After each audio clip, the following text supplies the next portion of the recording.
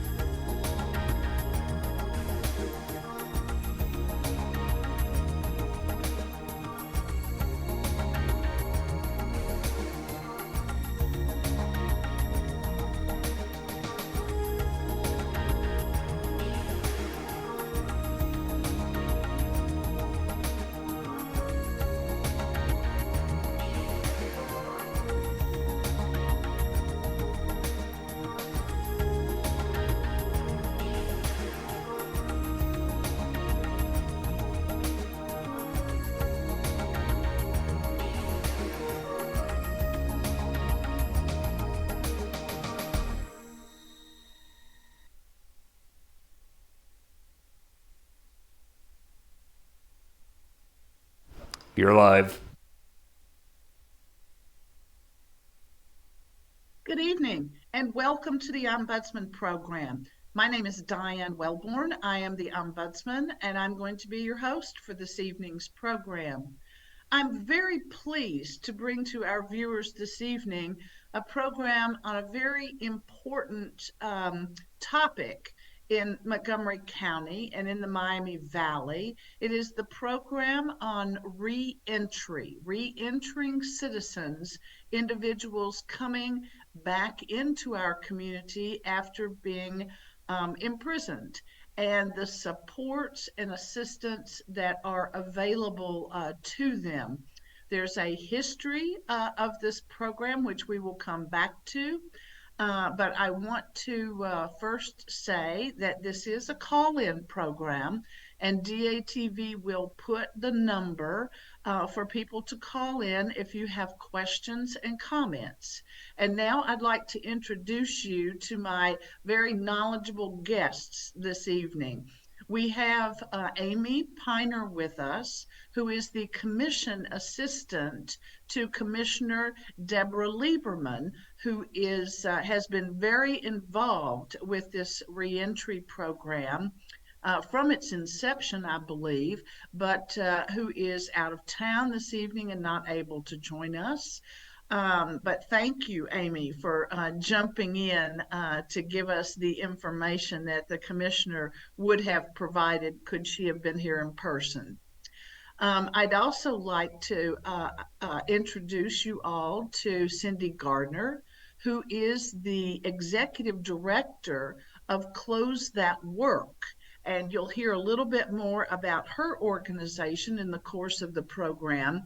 But she is also here because she serves as the chair of the Dayton Rotary Club Committee on Reentry, which is Dayton Rotary Club is a service club, and there are many folks that are in her committee that are also involved with reentry work.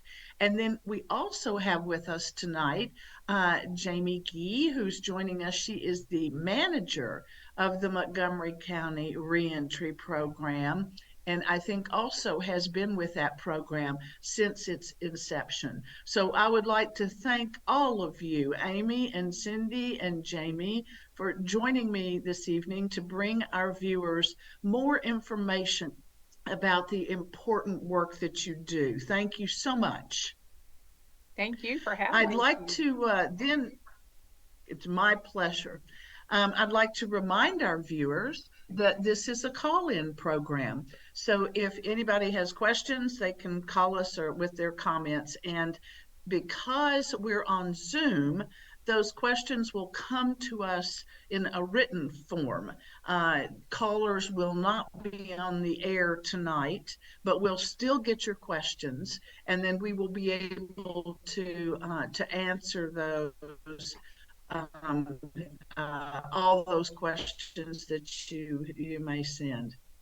I'd like to start by asking, directed to you, an overview of the origin of the Reentry Coalition and how it was established and why it was established and who was involved. So, Amy, I'll let you just take that away.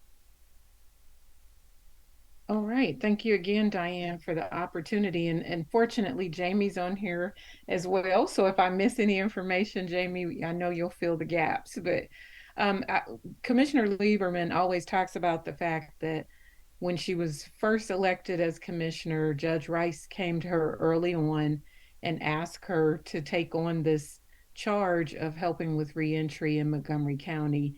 And he came from a position of seeing generations of people that he was sentencing and just felt like something needed to be done. And so Commissioner Lieberman, being newly elected, felt like she was devoted to helping that cause. And so she's never looked back on that. She felt as if it has been, from a county perspective, it's been one of our best investments in people.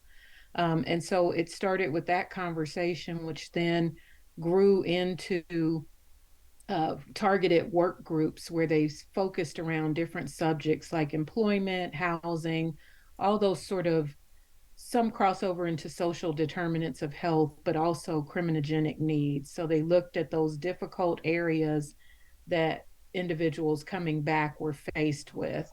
And those work groups then turned into our original reentry task force.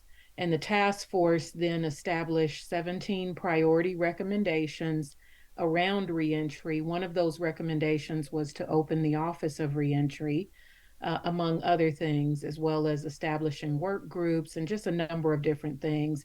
And actually, before joining Team Lieberman, I worked as a program coordinator in the Office of Reentry with Jamie G. And so I remember days of us check marking off those 17 priority recommendations as we were able to complete those. Establishing relationships with the Ohio Department of Rehabilitation and Correction was one that sticks out. I don't have a list completely in front of me, but again, the main thing was opening the Office of Reentry as a one-stop center. And that was in 2010 when the office officially opened its doors. Over time, our reentry task force then developed into our current reentry coalition that's made up of the co-chairs from our 6 subcommittees. And those subcommittees are community and family engagement, employment, housing, public education, women in reentry, and legal. And so there's 2 co-chairs for each subcommittee that comprises our reentry coalition, along with our reentry staff and the co-chairs, Commissioner Lieberman and Judge Rice. So literally today, we just had one of our reentry coalition meetings to go over some of our priorities that are in front of us. So that's how we got to where we are today, and that history, that's in a nutshell, but there was a lot of work that went into getting us to where we are today. Obviously so, if you had that many goals to start off with completely, and with all of those committees and each having 2 co-chairs, that's a lot of people involved, and that's really quite wonderful. Maybe you could also tell us, and then I'll turn to Jamie after that for on this comment, but from your point of view, Amy, from working with this from the beginning, why don't you tell our viewers why you think a community should care about reentry? What's the impetus for caring about this program and assisting individuals? One of our main things in our messaging about this is public safety. That's one of our top priorities and top reasons for doing this. So, we looked at things like, from a victim perspective, why would you do something to help the very population that has caused victimization in our community? And so, for that reason, we say public safety. If people have the ability to overcome their criminal background through effective resources and connections and the ability to get beyond their past and be able to get back to living life like any of us do, then that has to be of the utmost importance to us. we felt it was important to live in a community that believes in second chances, that all of us at any time can make a mistake. And if we never had the opportunity to overcome that, then how would we ever be able to move forward in life?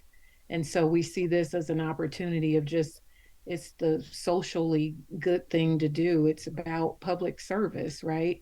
And so public service is where the passion and what moves us to that. And then we have to do the work around that. So we have to make our community feel safe about people coming back and living next door to them, or working in a spot next to them, or attending church with them. And realizing that most of the time when we survey even families in spaces, that every family has someone in their family that's been affected by this reentry process. And so we wanted to make sure that people could not come back to Montgomery County and say that there were no resources, no opportunities out here to do what they needed to do to get back to a level that any of us would want to be at, to be able to hold a job, to be able to build relationships, to be able to reconnect with family and friends, and be a part of your child's life, and just all those things that all of us do on a daily basis that don't have that background as a barrier. Thank you. Jamie, would you like to weigh in on that one as well? You probably have some additional comments on that. Yeah, absolutely. But Amy did a wonderful job covering that. Um, Public safety is paramount in all that we do. And I believe that, you know, why we care, and that's ironic. You use the term care. We term our planning tool the care plan, and it stands for community and resource engagement. So it really allows individuals to connect with their community and invest in the resources that are in the community and become a resource in the community. We want those we share in service to give back and invest in the very community that gives to them. And so when we think about it, it's a very smart investment. Um, and our motto is investing in people. It really allows the individuals we serve to commit to what we call the triple A philosophy, and that's action, alliance, and accountability. So, not just saying that the change is going to take place, but putting forth the effort that puts forth the steps into action, and then also aligning with the alliance, the network that is in place, all the resources, individuals that come in and pour in to not only education or workshops, programs, and services, but connecting that. Every wall in my office has an outlet. And if you don't plug into that outlet, you're not going to get the energy from it. So we ask them to plug into their network. And that leads to, and I believe all three A's are equally important. And the last is accountability. So it allows an individual to compete. We should care because it allows the accountability that we need to put forth personal effort, take on personal responsibility and ownership for the decisions that we make, those life choices that we make that have consequences. So, with that being said, it brings about restoration, caring that, if we believe that someone can turn their lives around, that we should believe in restoration. And really, that allows us to look ahead instead of looking in the rearview mirror at what we've come, the felony that's behind them. We don't allow that, and I'm sorry, look, the light just went off on me. That wasn't supposed to happen. See, we have to really move through those obstacles and transform opportunities into them, and that's what I just did. And that's what we really share with our the clients that we serve. It really just allows us to kind of turn. Uh, um, I think the caring part of that is that we know that we all have weaknesses, and so we can see that in others, that we can turn those weaknesses into strengths, their trials, the things that have occurred maybe in the past, turn those into real triumphs in our lives, and then turning those obstacles into opportunities. So I believe that's why, you know, the level of care is needed for the work that is done in reentry, because it is a process. and not an event. A lot of people feel, oh, I've arrived, I've been released, but the reentry is a process and it's a journey, and it takes people that care, and it takes a village to be able to accommodate that. Yeah, thank you very much, Jamie. Appreciate those comments. I'd like to ask, you've answered, you and Amy have answered wonderfully why a community should care.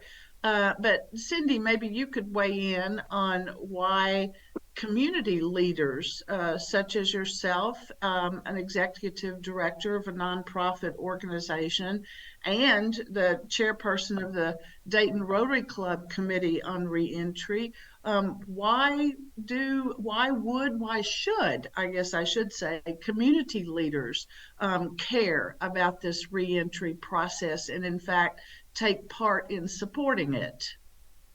Well, I think Jamie and Amy both alluded to this in their comments.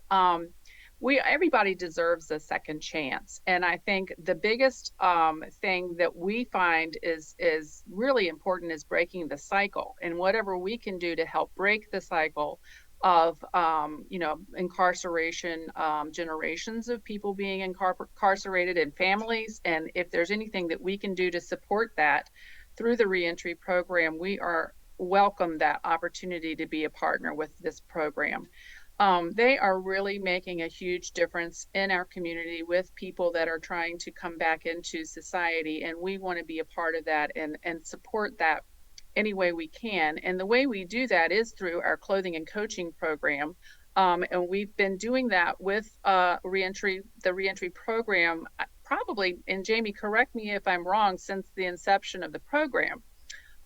We are very honored to have a part in that process. We feel like we're a very important cog in the wheel of the reentry program. And without all of the services that they provide and the opportunities that they provide, they wouldn't have that holistic approach. And Close That Work really plays an important part in that holistic approach. And without it, I don't know if they would enjoy the success that they really do. They are a model, the reentry program, across this country. It's an unbelievable success story if you are aware of any of the statistics. The recidivism rate is just an incredible one. It's one that we should be shouting from the rooftops in Dayton. It's just an amazing story that we are able to be this successful. But back to what Close That Work provides is an opportunity for us to give clothing and coaching to people who have been incarcerated for an extended period of time. Many of the people that come to us through that program have not ever had a suit before. They've never had someone who spent time with them and worked with them one-on-one and made them feel like they were valued. When you are incarcerated in the prison system, sometimes you have everything stripped from you and that you really don't have anything that you can call your own. And this is one of the first things that when they come through this program, one of the first things that they get is clothing. And we're happy to be the ones that provide that for them. We have a really great story of a client that came to us, and he said, I've been working on myself the whole entire time while I was in prison. And he said, I finally feel on the outside like I have felt on the inside. And to us, that just shows what an impact clothing can have on someone's opinion of themselves, their self-esteem, and their confidence. And when they come to us, we work with them to make them feel confident when they're going in for their job interviews. After their graduation, that's pretty much what they go into as their next step in their lives, their next chapter. And we're so happy that we can offer that feeling of I can do this, and that they were set up for success. And we feel like it's an awesome partnership with the reentry program. Oh, thank you very much, Cindy. That's very encouraging to hear. And we'll come back to Close That Work a bit in the program, because we want to make sure people know how they can donate and how they can reach you and all those important things for the success of your organization as well. But we do have a caller, and I'm getting that comment and questions in the chat. And I'll just say to everyone else on the program and the viewers, the caller thinks that this is an important program and wants to know what religious leaders may have been involved in the reentry program. So I don't know if you ladies want to name names, but you can speak in generalities if you wish, or you can call out and compliment people if you think that's appropriate. I leave that to you. But any of you, please go ahead. Well, I'll start by saying we've had over the years since our inception, which is 2010, various uh, leaders from various faith-based institutions across the county, from Grace United Methodist Church. Um, Also, Rabbi Barsky was a part of the original coalition. Um, we have Dr. Reverend Alice Diebel, who is a Unitarian minister. And Amy, you may be able to assist me with the Lutheran Church. We had a gentleman that teaches, we have a workshop called Spirituality Matters. And that is a part of our curriculum, which I'll probably speak to a little bit later.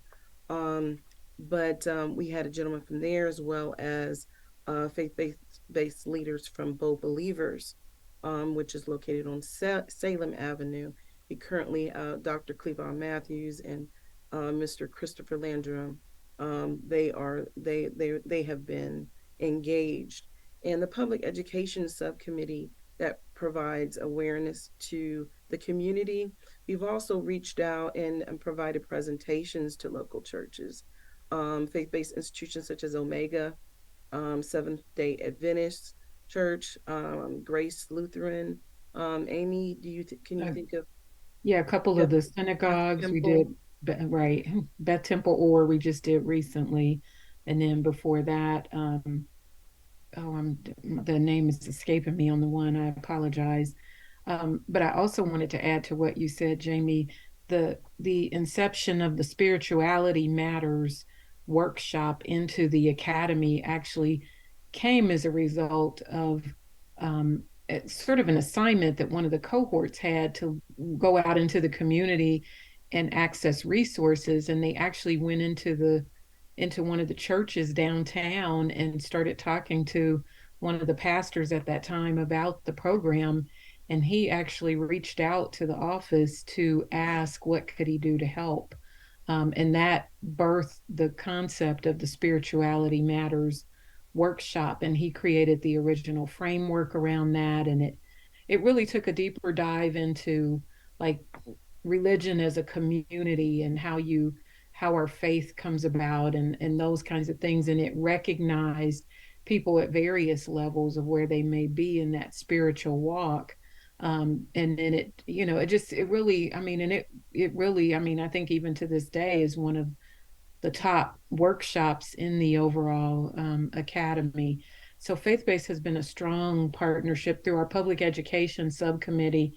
We're looking at ways that we can create a stronger connection of engagement with our faith-based community and partners. And we get donations for various items, hygiene products, just personal things, especially geared towards women coming out of incarceration who have little in their possession, and they're going to look at how they can fill the gap in providing resources like that.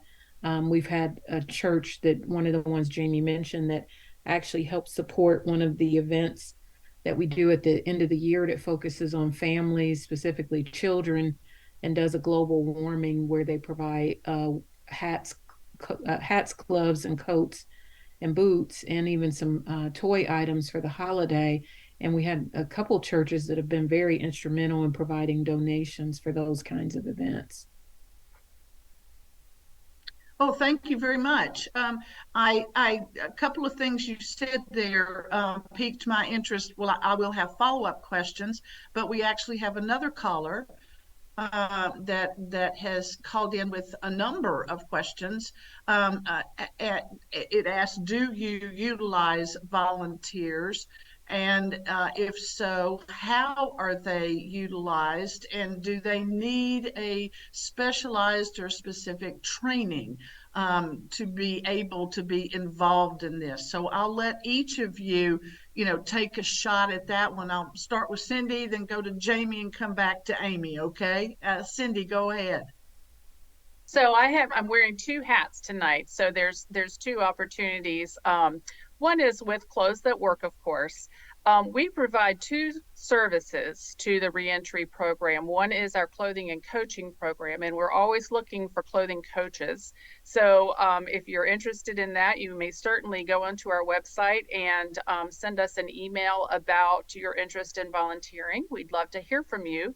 We also provide, through our Workforce Education Initiative, which is our education and training program, resume building and interview skills, as well as soft skill professional training to the cohorts each month when the cohorts are in their classes.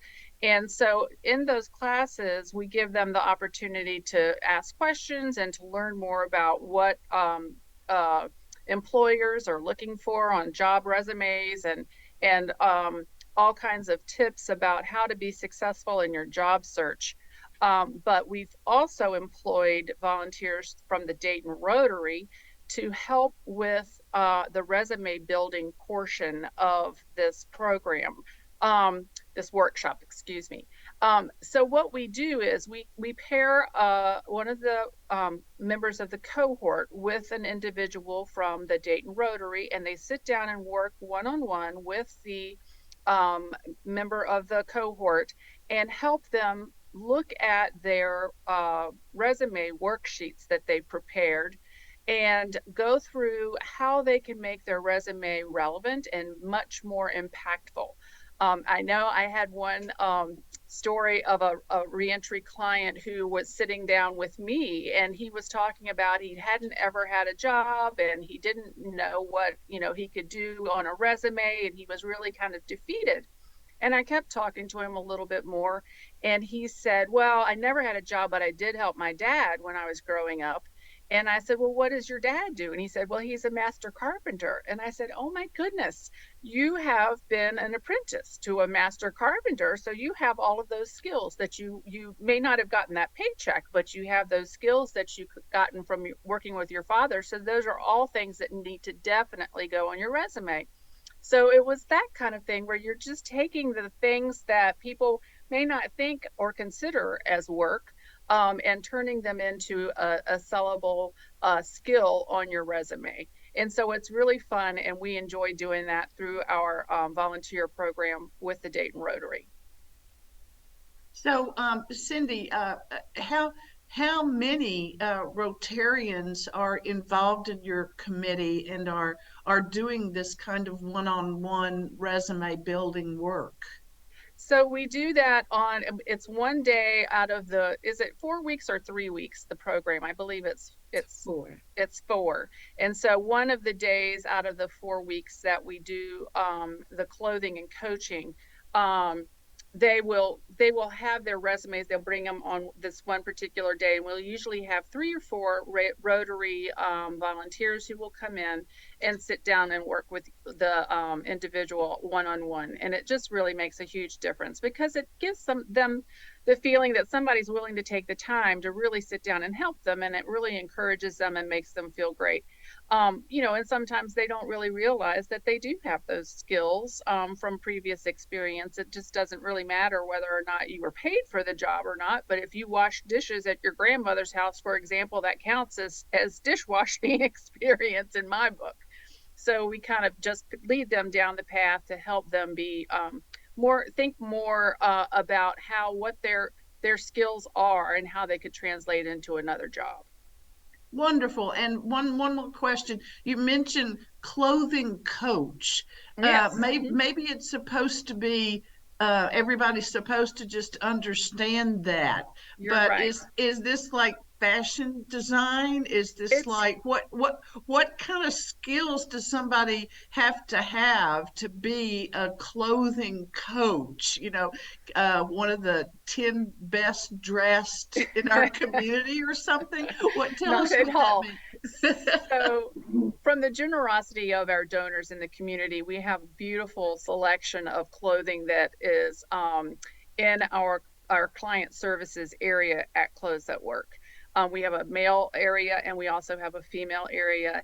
And so we pair each client who comes to us with their own personal coach who works with them on crafting an outfit that they can wear. Typically, what we do with the reentry clients is give them a suit that they can wear for their graduation, and then also use if they need for their job interview. If they get the job, then they can come back to Clothes at Work and they can get 3 to 4 outfits. So they'll have workplace appropriate clothing. They aren't going to necessarily be wearing a suit if they're working on a construction site, for example. So we want to make sure that they have the proper attire and equipment, including things like steel-toed boots, to get them on the job site. So when we pair them with a client coach, they work with them to craft this outfit. They also give them interview tips while they're talking with them, and they go over interview questions. They talk about workplace behaviors and how important it is to look at people in the eye when you're talking to them and shaking their hands firmly. Really simple things that you or I who've been in the workforce for a long period of time might take for granted, but someone who's coming out of incarceration may never have had those professional soft skills um, modeled for them. And so we kind of try to give them that extra leg up by telling them those little kind of secrets that are like the unwritten rules of the employee handbook. And we feel like it really makes a huge difference in the success of our clients. And I think the reentry program can attest to that with their own success stories that they've had through their cohorts that come to Close That Work. Oh, thank you, Cindy. Very enlightening. And now, Jamie and Amy, both we're talking about cohorts. The program, I'd like to have you all volunteer other information about what you want to see in volunteers and how you would welcome them. But we've mentioned cohorts a couple of times. I just want to make sure our viewers understand what we're talking about with that. Are these classes of individuals? Jamie, I'll let you answer that, please. Yes, a cohort is what you can assume as a class, and we have 9 scheduled classes a year, and we have a 2023 schedule that will be posted on the web pages, as well as a client contact card to get a hold of all the staff. One of them, and we were talking about volunteers, we have a volunteer coordinator dedicated to assist and build that bridge for volunteers that have interest in the Office of Reentry. Her name is Paige Rogalinsky, and she can be reached at 937-496-7189. So for those of you that may be listening and you're interested or just want to come and visit, we our doors swing on open hinges. Please come through anytime that we have a cohort scheduled. So we're on cohort 1 of the year. We typically start, at the end of the month, maybe the last Wednesday of the month, we have an orientation. And that culminates the very within the next 72 hours, they're hitting the ground running, starting in the 4-week program itself. It is not 5 days a week, it's only 3 days a week. But when you look at 3 days a week over the course of 3 weeks, and then the last week having two day commitment, it's an 11-day commitment over a 30-day period with the bells and whistles like Clothes That Work and going to Hami's jobs to get registered for the job bank and the mock interview, which volunteers are a part of. They help define and provide that feedback, that constructive feedback that an individual may need as they were to sit across from an employer. and with their resume in hand, that Close at Work has assisted in helping to, refine through the volunteers there. And then the volunteers are sitting on the other side of the desk when they come in, and they actually practice their interviewing skills. Um, we have over 2 to 3 dozen volunteers that engage in the academy itself. It is Tuesday, Wednesday, Thursday, those 3 weeks, and then the fourth week it's to Tuesday, and then we have a formal graduation on the Thursday. So while it may seem like, spending that time may be like, a great time investment, I guarantee you, when someone sits in day one, and by the time you hit the second week, you're invested in all the information that's provided, all the network that you receive by coming to a one-stop area in order to receive those services, the camaraderie that is built through common good, should I say, the commonness of the individuals that are in the room. And then that sense of building and investing, like Amy said, that idea of spirituality matters was birthed out of the cohort literally going out into the community, ending up in a church, and that church experience led an individual to volunteer and have interest to come back. And so we welcome any and all volunteers that would like to engage. Wonderful. Thank you, Jamie. And Amy, did you have anything to add on that note? I would just say when you asked the question about cohort, and to add to Jamie's explanation of that, I will say that the cohort really seems to experience a really quick sense of group norming. There's a quick bonding that takes place, and they really create community and a sense of family and belonging in that. We've often heard individuals say, I can't believe how welcome I felt coming in here, and I wasn't judged, and I really experienced connection that I wasn't expecting to, not only from the other members of the cohort, but also from the team as a whole. And I would say from the top down, from Commissioner Lieberman, as well as the other two commissioners, Commissioner Rice and Commissioner Dodge. They come into the academy starting this year doing a real welcome early in the process on like day two, welcoming the cohort, encouraging them to stay connected. And then we have a presence at graduation, where they receive individual proclamations from signed by all the commissioners, and a personal letter from Commissioner Lieberman with her commitment and support, and genuinely with that. So that feeling that permeates through in that cohort setting is just, it's kind of undescribable. People have used words like it's spiritual, it's family. I mean, we hear all kinds of things about how it feels to, and many of them have experienced broken relationships, or just kind of damaged over some of the experiences that have happened. And so when they come into that setting, it really lifts them up, and makes them accountable, to use Jamie's one word, accountable to one another, and committed to seeing it all the way through. So, and then I would just throw in that the volunteer opportunities that also go through Paige's attention can include engagement in our subcommittee activities. And again, I named those early on, but anytime that a person wants space to help in some of that background of what happens, from helping us establish a reentry newsletter to scheduling events or looking for other ways to engage volunteers. That's great. Thank you very much for those important additions. And it's right that the bonds that a class or a group develop as they go through these things are an added plus.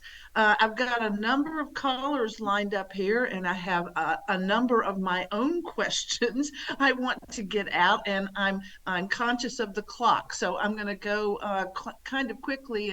And just before I go to our callers' questions, I just want to ask, is Montgomery County the only county that has such a program, or are these all over the state and all over the country?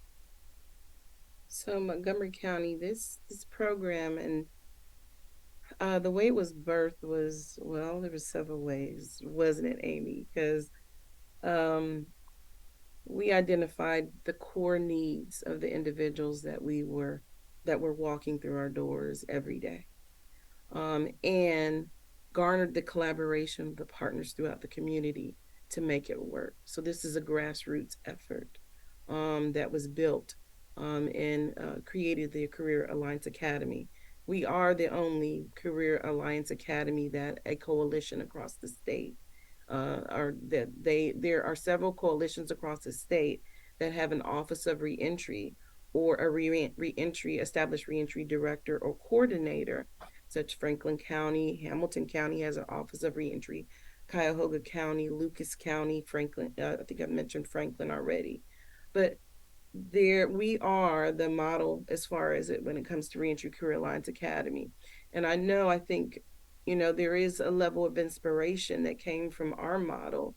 Now, ODRC has what they call the Reentry Academy that they just began, that they place on the tablets of the individuals that are incarcerated so that they can begin to look at healthy relationships, reentry upon their release. Maybe there's a financial awareness part of things to it, and it's, I think, 13 different areas. So I believe that some of the things that we've been doing are really sparking inspiration in other areas. And there are many counties that are looking to us to help to, they want to adopt what it is that we're doing. So we are looking forward to sharing across the state. Wonderful. Thank you very much. I'm Mm-hmm. going to go back to our callers' questions here for a minute. Make sure we get those in because we appreciate the viewers that are watching and taking an interest in this. And I hope if some of them have the time and are able to volunteer, that they will follow up on that. One caller is inquiring about how you help in helping people find housing, and what do you all find as the largest challenge to help people make a successful reentry? And then finally, our question of the hour is, what can the average resident of the county do to be of help? I think many of you may have touched on that with our volunteering, but how do you help with the housing issue? And what do you see as the biggest challenges that people face in reentry? Cindy, I know you don't do housing, but I'll toss it to you to see what your organization and the Rotarians think are the biggest challenges. I think it's confidence really, and that's something that Close That Work is really helpful with. We really help them restore their confidence. They've been imprisoned and have been told they've done wrong, and this is a way for them to start over and start fresh. And they've made a commitment to this program to be better and to do what's necessary to become a restored citizen. And I think it's just amazing. We're just a small part of it. We're very honored to be involved. But it just is it's I think having someone that takes the time to sit down and says, this is how you do life, and this is what society expects. This is what are the norms, what are the things that maybe they didn't know because they grew up in a foster care system, or they grew up with a parent that was incarcerated. This is an opportunity for us to say, you matter, and we want to help you, and we want to make sure that you have a good start to the rest of your life. Thank you. Jamie, Amy, would you ladies like to weigh in on that one about housing and the biggest challenges? Amy, you want to go first? Sure. And I'll just say this from past. I know we have a housing subcommittee, which helps tremendously with helping us manage inventory and resources to affordable housing. That still does not, I think that is still one of the most difficult areas, one of the most difficult needs to help with, only because, as we all know, post-pandemic and just other things, the housing inventory is just a huge challenge right now across the state, probably across the country, honestly. And so having access to good housing is as we can get volunteers, so volunteers in the housing side of things who also are landlords who are willing to give people a chance. That would be a huge addition to what we already do. There's a directory that gets managed through the housing subcommittee in the office that provides a list of landlords who will rent. But as you can imagine, that inventory will dwindle down over time as well. The county has invested in that so that those individuals who graduate from the academy receive move-in assistance dollars. And this year, because we saw the challenges with funding in other areas, that amount increased from where it was a $250 sort of stipend for them. It's now gone to $500 to help them get moved into a new place. So housing, and I'd say employment, because while we do have a number of employers who are open to and embrace the idea that they want to do the right thing and it affects their bottom line in a positive way, we still, again, no one employer can fulfill all the job needs that are out there, or that match all the skill sets that individuals bring to the table. So I'll stop there, Jamie, if you want to add something. Please. Yeah, I would say that some of the biggest challenges, and it's along the lines of what Cindy said earlier, she said confidence, and it's mindset, the change in our decisions that we make. And we believe that, in everything that we do, we want to be able to display that there are alternatives, alternative ways of thinking things through and identifying that every life choice has a life consequence. So part of that is through the stages of change, and that happens to be one of the workshops that I'm able to facilitate during the academy, is understanding that there's a denial phase, where we don't realize we have an issue, and that's the pre-contemplation stage, and we have to move from that to contemplation. We realize we have an issue, but we're stuck. We don't know how to move out of that. Then we move into our, preparation phase where we're packing our bags, getting ready to make that change. And then we move on to the action phase, and then on to the maintenance over time. But we also have to realize that there's the relapse phase in that process, which is, sometimes we end up back in the old behaviors. So really changing that mindset is one of the biggest challenges of the old life, and seeking the new life versus the old way of doing things. And just in general, I have a sign as you first come in the office that says, no change is small change. No change is small change. Change is work. So I would say that's one of the biggest obstacles. And as far as, in addition to the housing piece, we were just on a Reentry Council meeting earlier today with the Department of Corrections, and they talked about housing being one of their priorities as well. And they talked about a ready to rent program that may be forthcoming, and that there are particularly funding for particular beds at residential housing to provide the transition from prison to the community. But once that transition has that, let's say the first 90 days of that transition, there's still a lot of reentry process to go. So what we encourage to do is individuals to do for those that are ready and they want to go to work is to come through the academy, and once they complete it successfully, we have voluntary drug screen, and once they complete that voluntary drug screen, we can connect them directly to employment, and then their income allows them to qualify for the move-in assistance that then allows them to be able to maintain. So you look at it as a bridged process or phased process of equipping the individual what they need, so then they can select and choose where they would want to live. And as Amy mentioned, our moving forward directory is online. So for those that are interested in seeking this, they can go online. Oh, very good. Thank you so much. We had another caller that inquired about the type of businesses that are hiring those that are reentering. So I'll just let any and all of you speak to that, please. Jamie, you go first. Unmute. Okay. So, I'd like to speak to the businesses that have poured into the academy on a routine basis, such as DHL. DHL is a company through Randy Sheep. Randy Sheep comes in and provides a workshop that's called Attitude Determines Altitude. And so he talks about the attitude and in the workplace, and DHL has been one of our primary um,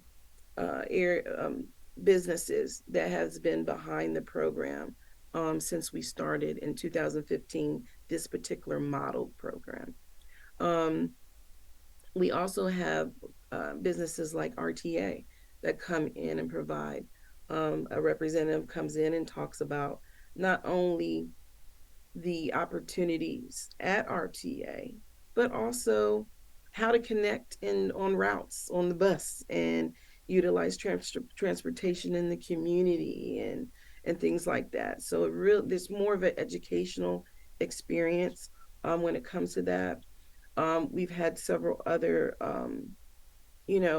what we try not to do is to say, oh, here's a list of, because most employers don't want to be on a published list. They are looking for case by case scenarios. When we're able to equip somebody with what they need and they graduate and they receive a portfolio, which includes a proclamation from the Board of County Commissioners stating that they have made a commitment to this process, that is a pretty rather remarkable, tool for them to use as they're going to meet with employers. So it helps to break that, to show what they've invested in, and then to also be able to show how they can meet that employer's bottom line. So we don't have a list.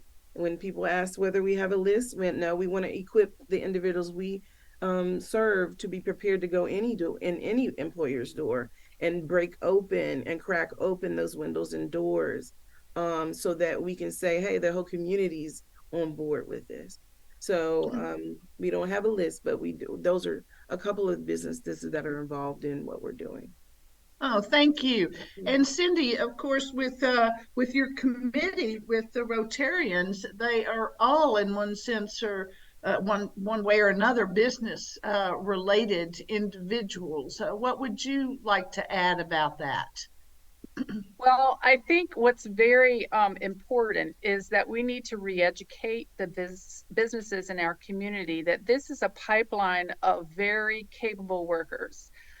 These are people who've experienced the very bottom of their lives. They've hit rock bottom or whatever, and they're ready to make a change.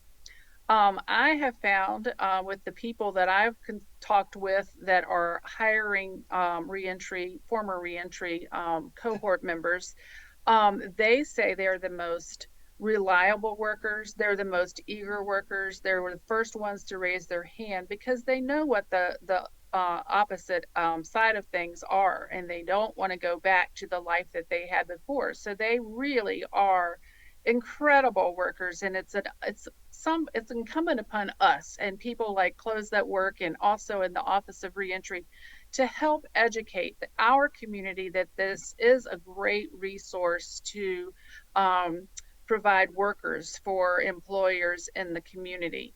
I just was at the food bank last week, and they're a big proponent of supporting this program, and I know they have many workers there that come through this reentry program, and they say the very same thing. These workers are ready to go to work. They are ready to stay late if they have to. They're on time and they're reliable. So we just need to do a better job of marketing this pipeline of workers and see what we can do to make sure that that felony or whatever it is that's on their record is not what's keeping them from being a good worker in the community. Thank you very much. This has gone by so very quickly. I'm sorry to say we only have a few moments left. So I'd like to give each of you a chance just to make a final comment, maybe something I did not ask you or that a viewer didn't ask you, but now's your chance. Hey, Jamie, I'll start with you. I'm not sure you should have started with me. I'll try to keep it brief. But Thank you.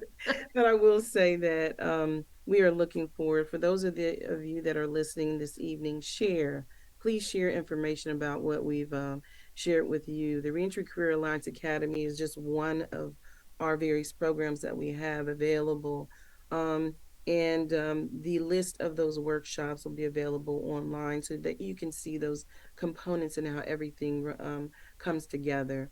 Um, Thank you. Diane, Thank you. thank you for allowing us and for inviting us. Our pleasure. And Amy, final thoughts? I would just say, as a citizen of Montgomery County, be proud of the fact that we have something like this in place that gives people second chances, gives people hope, and lets us all know that we can move beyond mistakes that we sometimes make in life. Well said. Thank you. And Cindy. Well, I'd like to say thank you to our commissioners for being forward thinking and for supporting this very important program in our community. It's very unusual. It's an unusual program, and we're very fortunate and blessed to have the three commissioners that we do have their seal of approval on this program. Thank you. Thanks to you all, ladies, for coming on and talking about this. It looks like we had enough to talk about that we should do it again. So so thank you very much, and thank you to our viewers, and thanks to you that called in with questions. Appreciate your participation in the program in that way. Goodbye.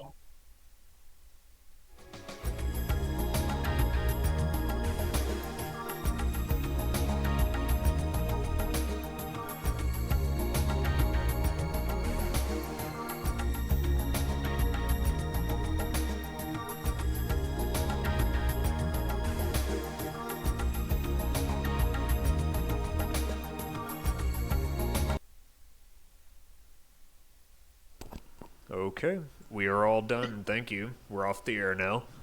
Thank you, Eric. Appreciate it. Ladies, thank you so much for giving your time tonight and for doing such a wonderful job of explaining